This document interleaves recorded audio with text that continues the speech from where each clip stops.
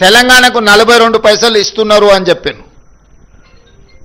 అప్పుడు నేను మిగతా తెలంగాణ రాష్ట్రంలో కర్ణాటకకి ఎంత వస్తున్నది అని అడిగిన. రూపాయి కర్ణాటక చెల్లిస్తే 16 పైసలు కర్ణాటకకి ఇస్తున్నారు. తమిళనాడుకి ఎంత ఇస్తున్నారు అని అంటే రూపాయి చెల్లిస్తే తమిళనాడుకి 26 పైసలు ఇస్తున్నారు. తెలంగాణకు 42 పైసలు ఇస్తున్నారు. కేరళకు 49 పైసలు ఇస్తున్నారు.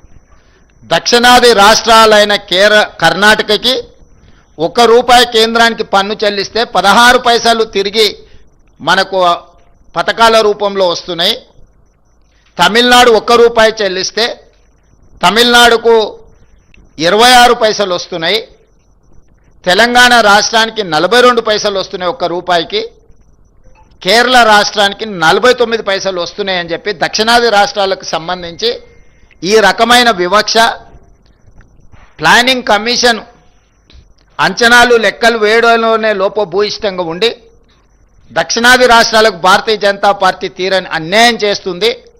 మనకు రావాల్సిన నిధులు మన వాటా సక్రమంగా దక్కడం లేదు అని చెప్పి అధికారిక లెక్కలు చెప్పారు.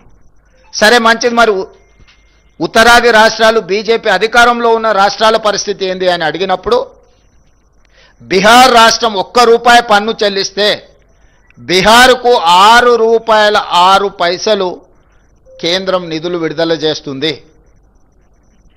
మధ్యప్రదేశ్కి ₹1 మధ్యప్రదేశ్ ప్రజలు పన్ను చెల్లిస్తే ₹2.09 మధ్యప్రదేశ్కు కేంద్ర ప్రభుత్వం నిధులు కేటాయిస్తుంది. అదే పెద్ద రాష్ట్రమైన ఉత్తరప్రదేశ్ పరిస్థితి ఏంది అని అంటే ₹1 ఉత్తరప్రదేశ్ కేంద్రానికి చెల్లిస్తే ₹2.03 ఈరోజు ఉత్తరప్రదేశ్కి కేంద్రం నిధులు విడుదల చేస్తుంది.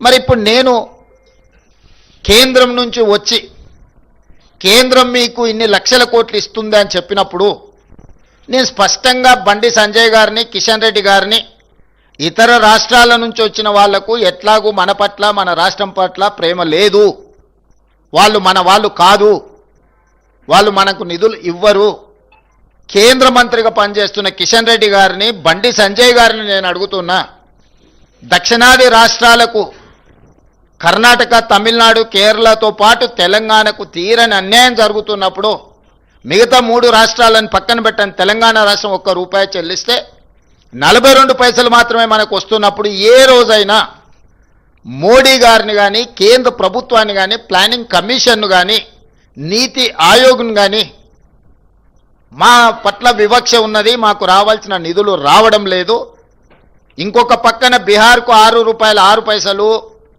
మధ్యప్రదేశ్కు ₹2.09, ఉత్తరప్రదేశ్కు ₹2.03 మీరు అత్యధికంగా నిధులను తరలిస్తున్నారు. ఇది వివక్ష. ఈ వివక్షను సవరించండి, సరిదిద్దండి, తెలంగాణకు నిధులు ఇవ్వండి అని ఏ రోజైనా కిషన్ రెడ్డి గారు కానీ, బండి సంజయ్ గారు కానీ ఏమైనా మాట్లాడినరా?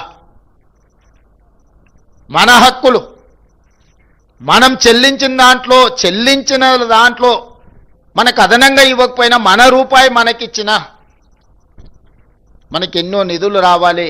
వివక్షతోని మనకు అన్యాయం చేస్తుంటే అది దాచిపెట్టి, అది మూసిపెట్టి కేంద్రం నుంచి వస్తాదులను పిలిపించి తెలంగాణకేదో దయా దాక్షిణ్యము, దాన ధర్మాలు చేస్తున్నట్టుగా, తెలంగాణ ప్రజల ఆత్మ గౌరవాన్ని కించపరిచేటట్టుగా, తెలంగాణ ప్రజల యొక్క ఆత్మ గౌరవాన్ని ఢిల్లీలో మోడీ గారి దగ్గర తాకట్టు పెట్టినట్టుగా మీరు మాట్లాడడము మీ స్థాయికి, మీ హోదాకి, తెలంగాణ ప్రజలు మీకు ఇచ్చిన గౌరవానికి న్యాయమా? మీకు 8 పార్లమెంట్ సభ్యులు ఇస్తే మీరు తెలంగాణకు తీసుకొస్తున్నది ₹1 చెల్లిస్తే ఈరోజు 42 పైసలు. దీంట్లో ఇక్కడ కూడా నెల్లూరు పెద్దారెడ్డి రికమెండేషన్లు అవసరం లేదు.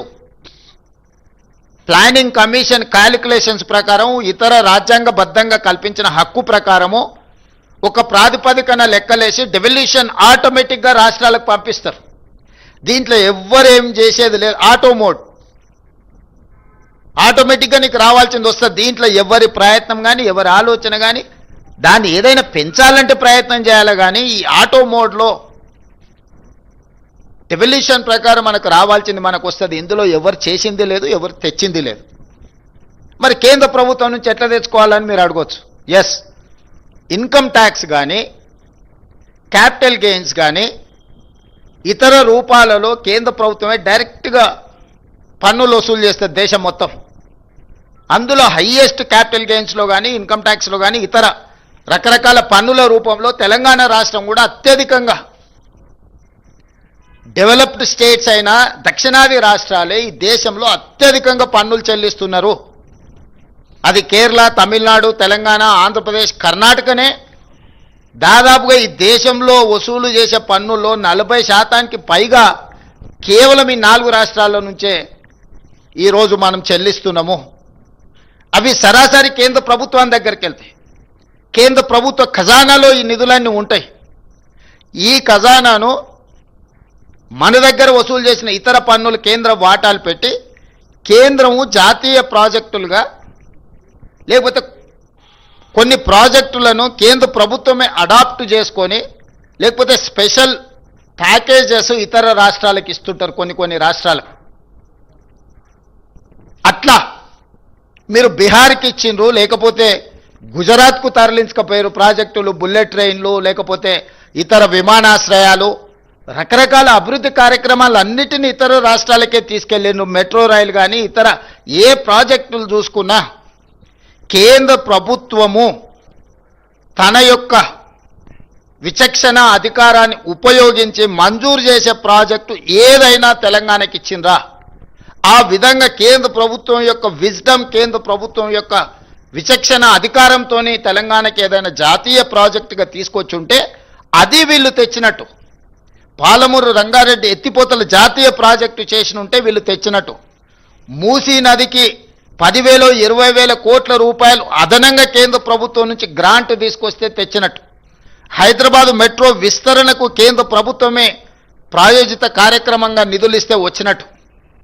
ఈ విధంగా కేంద్ర ప్రభుత్వము చాలా ప్రాజెక్టులు ఇతర రాష్ట్రాలకు ఇచ్చింది, కానీ తెలంగాణకు ఏ ఒక్క ప్రాజెక్ట్ ఇవ్వకపోను. గత ప్రభుత్వం, యూపీఏ ప్రభుత్వం ఇచ్చిన ఐటీఐఆర్ కారిడార్ను కూడా రద్దు చేసిండ్రు. సెమీ కండక్టర్ మనకు వచ్చింది, ఆఖరి నిమిషంలో సంతకం పెట్టే సెమీ కండక్టర్ ప్రాజెక్టును కూడా హైదరాబాద్ నగరానికి మంజూరు అయిపోయి భూ కేటాయింపులు అన్నీ ఇచ్చిన తర్వాత ఆ ప్రాజెక్టును నరేంద్ర మోడీ గారు ఒత్తిడి చేసి ఆంధ్రప్రదేశ్కు పంపించిండు. కొన్ని పెట్టుబడులు తెలంగాణకు వస్తే తెలంగాణలో పెట్టుబడులు పెడతామని పూర్తిగా ఒప్పుకున్న తర్వాత ఆ ప్రాజెక్టులను గుజరాత్కు తరలించకపోయినారు. ఎక్కడైతే కేంద్ర ప్రభుత్వం తన విచక్షణ అధికారాన్ని ఉపయోగించి రాష్ట్రాలకు చేయాల్సిన పనులు, రైల్వే లైన్లు కానీ, నేషనల్ హైవేస్ కానీ, మెట్రో విస్తరణ కానీ, మూసీ నది లాంటి కీలకమైన ప్రాజెక్టులు కానీ, సాగునీటి ప్రాజెక్టుల్లో జాతీయ ప్రాజెక్టులు కానీ ఏ ఒక్కటి కూడా తెలంగాణ రాష్ట్రానికి ఇవ్వలేదు. గుజరాత్కు సబర్మతి నది రివర్ ఫ్రంట్కు నిధులు ఇస్తారు, ఉత్తరప్రదేశ్కు గంగా నది రివర్ ఫ్రంట్కు నిధులు ఇస్తారు, ఢిల్లీకి యమునా నది రివర్ ఫ్రంట్కు నిధులు ఇస్తారు, కుంభమేళాకు 1,000 కోట్ల రూపాయలు ఉత్తరప్రదేశ్కు నిధులు ఇస్తారు. తెలంగాణలో జరుగుతున్న గోదావరి పుష్కరాలు కానీ, సమ్మక్క సారలమ్మ జాతర కానీ, కృష్ణా పుష్కరాలకు కానీ, ఏ కార్యక్రమాలకు కూడా దేవుడిని నమ్మినము, దేవుడినే మేము అత్యంత ప్రాధాన్యత ఇస్తామంటే భద్రాచలంలో రాముడికి మందిరం లేదా? సమ్మక్క సారలమ్మ గిరిజనుల దేవతలు లేరా? బాసర మందిరం లేదా? వేములవాడ రాజన్న మందిరం లేదా? వీటికి ఏమైనా ప్రత్యేకంగా కిషన్ రెడ్డి గారు, బండి సంజయ్ గారు, మీరు ప్రాతినిధ్యం వహిస్తున్న ప్రాంతాలలో ₹1 అయినా కేంద్రం నుంచి నరేంద్ర మోడీ గారు ఒక ప్రత్యేకమైన ప్యాకేజ్ మనకి ఇచ్చిండు, ఈ 12 సంవత్సరాలలో ఈ నిధులు తెచ్చినామని ఏదైనా చెప్పగలరా? విపత్తులు వచ్చినప్పుడు, వరదలు వచ్చి మనం కొట్టుకపోతే 10,000 కోట్ల రూపాయల నష్టం జరిగితే 10 సార్లు పోయి కలిసి వచ్చిన. ఎవరు ఎన్నెన్నా, ఎవరు ఎన్ని తిట్టినా, రేవంత్ రెడ్డి మోడీకి అమ్ముడు పోయిండన్న ఆరోపణలు చేసినా కూడా రాజకీయ విజ్డమ్ను వాడి ముఖ్యమంత్రిగా నా బాధ్యత 10 సార్లు తిరిగైనా సాధించుకోవాలంటే ఖమ్మం, హైదరాబాద్ నగరాలు వరదలలో కొట్టుకుపోయినప్పుడు ₹1 ఏమన్నా అదనంగా సాయం చేసిండ్రా? ఏ ప్రాజెక్టుకైనా 20 సార్లు తిరిగి వరంగల్ ఎయిర్పోర్ట్, ఆదిలాబాద్ ఎయిర్పోర్ట్ తెస్తే భూసేకరణ మన మీదనే పెట్టిండ్రు. 100 కోట్లు నేను నిధులు ఇచ్చి భూమి సేకరణ ఇచ్చి భూమి వాళ్ళకి ఇచ్చిన. ఇప్పుడన్నా వరంగల్ ఎయిర్పోర్ట్ కట్టండి. తెలంగాణకు ఉన్నది ఒకే ఒక్క ఎయిర్పోర్ట్ శంషాబాద్. మీరు ఆంధ్రప్రదేశ్లో తీసుకోండి, కర్నూలు ఉంది, కడపలు ఉంది, తిరుపతిలో ఉంది, పుట్టపర్తిలో ఉంది.